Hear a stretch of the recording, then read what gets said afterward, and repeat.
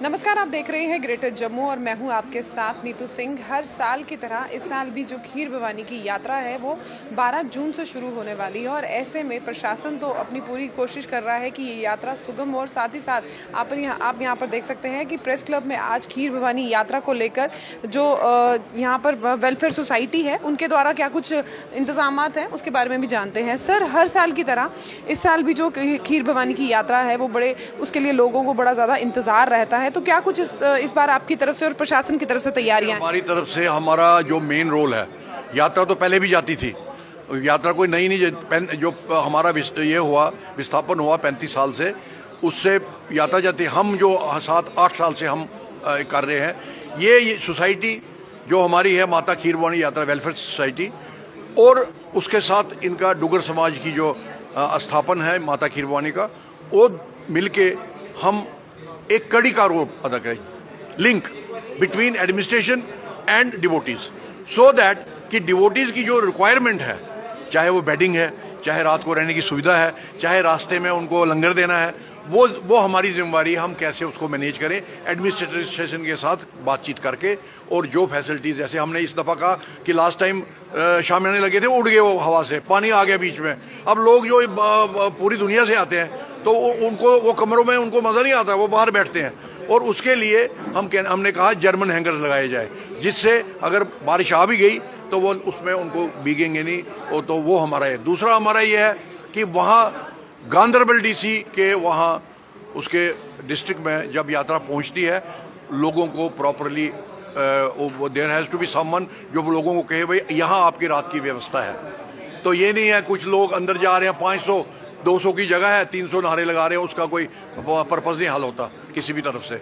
तो यही रिक्वेस्ट है कि भाई सारा जो है जर्मन हैंगर्स लगे, और अंदर बंदर में कोई भी किस्म का जो स्टेज शो होता है माता का, वो कर रहे हैं, अच्छी बात है, बाहर करें, अंदर नहीं। अंदर क्यों नहीं करें? क्योंकि कल चांसेस है कोई भी इंसिडेंट हो सकता है, कोई भी वो स्टैम्पेड हो सकती है, ऐसे ही होता है जैसे आप देखते हो पहले। तो क्यों उस चीज़ को हमने एनकरेज करना है? सर, जिस तरह से आपने बात की कि खीर भवानी की यात्रा जो है वो 12 तारीख से यहाँ से निकलेगी यात्रा, तो कितनी बसेस का अरेंजमेंट हुआ? वो तो अरेंजमेंट जो बसेस का होता है वो हम रिलीफ कमिश्नर को रिक्वायरमेंट देते हैं।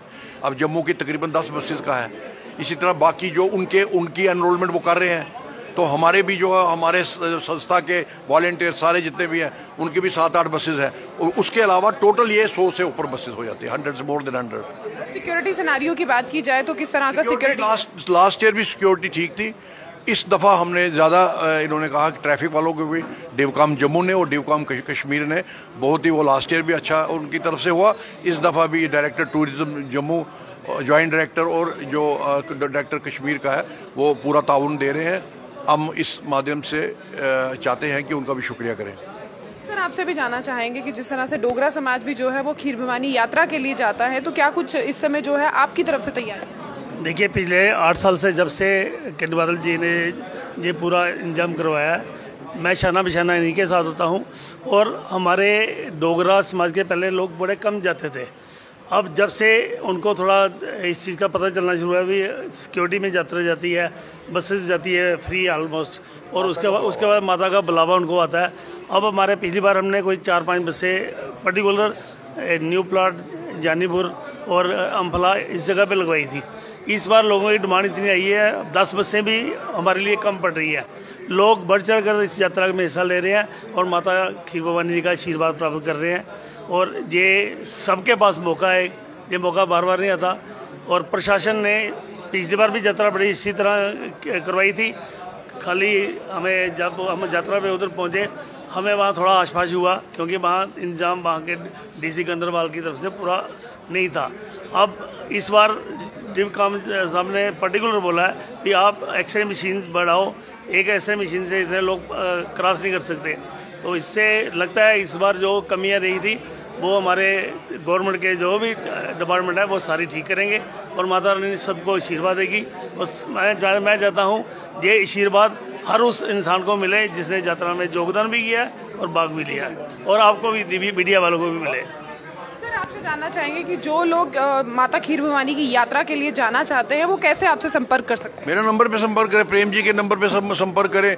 और ये अगर उनका जो कुछ लोग रजिस्ट्रेशन ऑलरेडी हो रही है कंजेड, वो तो जिन्होंने नाम लिखाया नहीं लिखाया हमारे नंबर पे करें, हम अपने लिस्ट में उनका नाम डाल देंगे। सर एक बार अपना नंबर आप हमारे दर्शकों को 9419180867 9419180867।